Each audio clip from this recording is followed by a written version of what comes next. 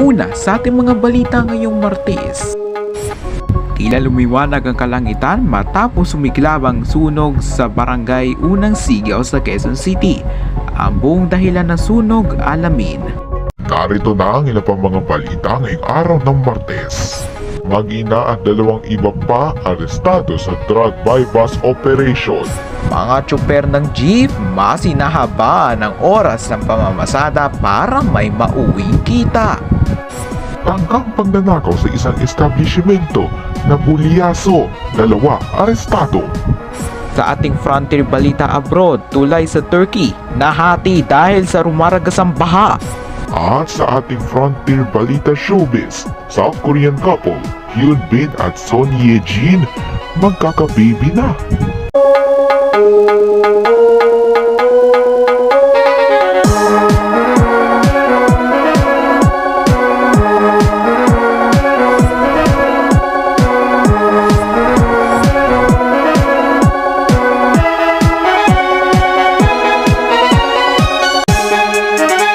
Magandang hapon Pilipinas, simulan na natin ang balitaan. 4 ang arestado sa kinasang bypass operation sa Taguig. Kabilang sa mga naaresto ang mag-ina na nagtutulak umano ng droga na tinagi ang paratang. Nagbabalita si James Agustin ng GMA News.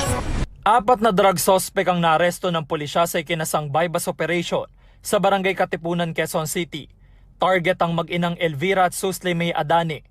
Inabutan din sa lugar ang dalawang umunong parokyano na sina Antonio Bona at Randa Laurio. Ayon sa pulisya, may nag-report sa kanila ng transaksyon ng mag-ina. Yung nanay ang nagtatransact and then yung anak, cohorts din siya doon sa kanyang nanay kung saan every time na may transaction, this transaction na nahuli natin ay kasama ang anak. And nung nag-abutan na ng pera at saka ng item, ay ang mother mismo ang nag-abot. Nakuha sa mga sospek ang nasa 23 gramo na umano'y shabu na nagkakahalaga ng mahigit sa 156,000 pesos. Lumalabas na hindi lang pala sa Quezon City nagtutulak ang mag-ina. Hindi lang dito sa amin, kundi doon din sa parting Caloocan. Sino po ang mga parokyano nila? Usually yan, mga driver.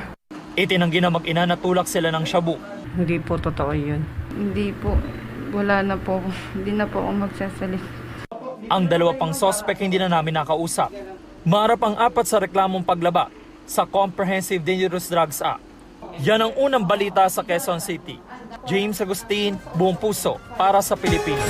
Sa mga may bala po bumiyahe ngayon, abay huwag niyo po muna apakan ng inyong silinyador.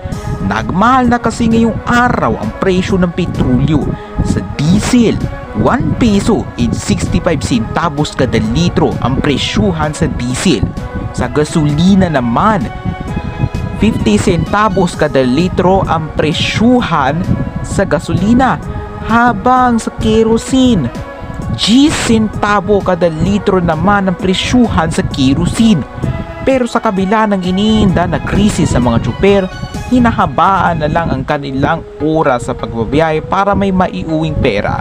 Nagbabalita si Darlene Kai ng GMA News. Tuwing tataas ang presyo ng krudo, para raw panibagong sentensya ng kahirapan para sa mga tsuper.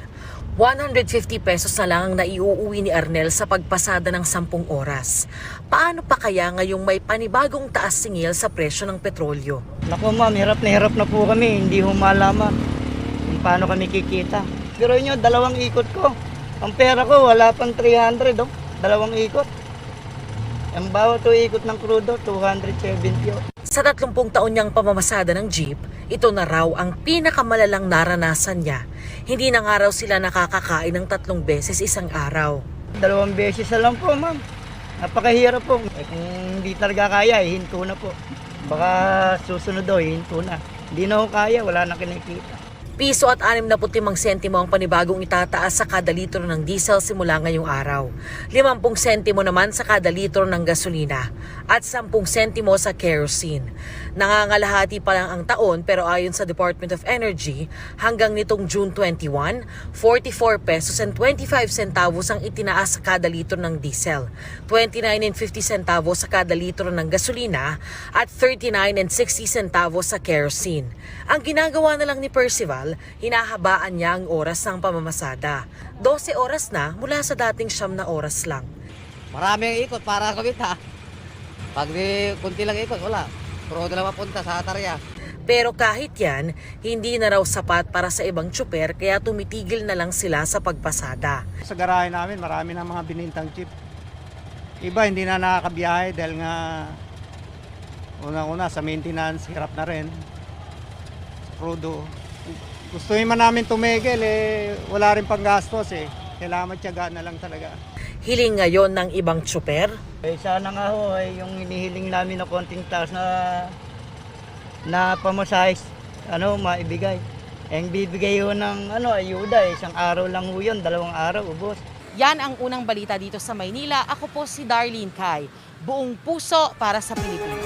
Nabulilyaso ang tangkang pagnanakaw sa isang establishmento sa Las Piñas. Sa kuha ng CCTV video na iyan, makikita ang lalaki na yan na umaaligid sa labas ng establishmento. Hindi na nakuna ng CCTV ang pagpasok ng lalaki sa establishmento at ang kasabwat niya. Nakatanggap naman ng tip ang pulisya mula sa isang saksi. Pumwesto agad ang mga pulis sa labas ng establishmento hanggang sa binuksan nila ang pinto at dito na natakip ang 2 suspek. Kinilala ang 2 suspek na sina Marvin at Ricky Torion na magkapatid di umano. Na-recover sa kanila ang vault na naglalaman ng mahigit 100,000 piso. Pati ang 2 screwdriver na ginamit sa pagbukas ng vault. Wala pang pahayag ang mga suspek na maharap sa kasong robbery.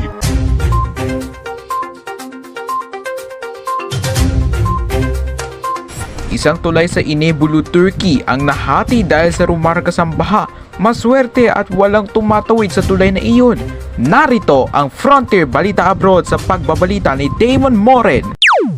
Rumaragas ang baha ang nakasira sa isang tulay sa Inebulu, Turkey. Halos tangayin na ng ilog ang tulay. Maswerte at walang tumatawid sa tulay noong mga oras na iyon. Maraming bahay ang nalubog sa baha. Aabot sa mahigit 200 residente ang inilikas. Damon Moren, KKTV News. Aabot sa mahigit 4 na pamilya ang nasunugan sa barangay Unang Sigaw sa Quezon City. Nasa lamay raw sila nung nangyari ang sunog kaya wala silang naisalbang gamit. Nagbabalita si James Agustin ng GMA News.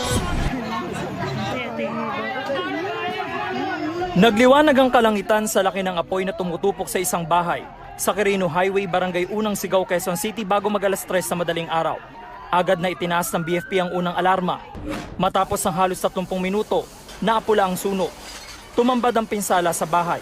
Ang involved kasi two-story building na concrete naman yung wall sa ilalim pero ang taas nila light materials kaya natupok siya ng mabilis. 4 na pamilya ang apektado.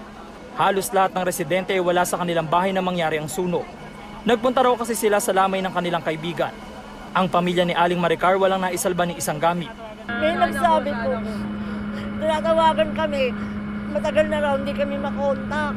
Pauwi na talaga kami. Pagdating namin, wala na, ang lakas-lakas na. Wala kami nailigtas. Pati gamot namin nasunog. Iniimbestigahan pa ng BFP ang sanhi ng apoy at ang kabuang halaga ng pinsala. Wala namang nasugatan sa insidente. Yan ang unang balita sa Quezon City. James Agustin, buong puso para sa Pilipino.